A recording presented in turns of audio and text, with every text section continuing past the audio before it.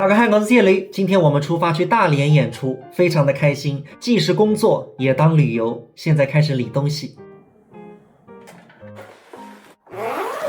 弟弟，那是啥子啊？可是那个今日天硬不白那子，也挂地个。那个妈，哎，妈，你这子，这个司机已经来留的子。好的。师傅，像你一天这个机场要接几次？刚刚早上第一单去常熟，常熟接回来，等下去张家港，张家港接回来哪里？苏州，苏州接回来去常州，是2人转。不是2人转，就是苏州平潭，蛮快的，45分钟。我们出去玩或者演出都喜欢走无锡，因为去上海的话是在路上时间太多了，如果去浦东可能要2个小时，无锡机场的话只要40几分钟。而且这个机场叫苏南硕放机场，带一个苏字，谁说我们苏州没有飞机场？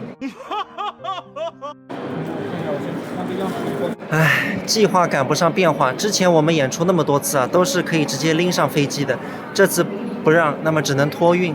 托运的话就怕摔坏嘛，所以只能包好。这打包一个就要200-300块钱。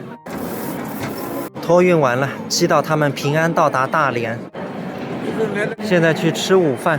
我们这个航班是没有午餐的，所以机场里吃完了再上飞机。这个吧，咖喱蛋白饭，就这个肥牛这个面2份。来子45块1份，已经是店里算得上便宜的了。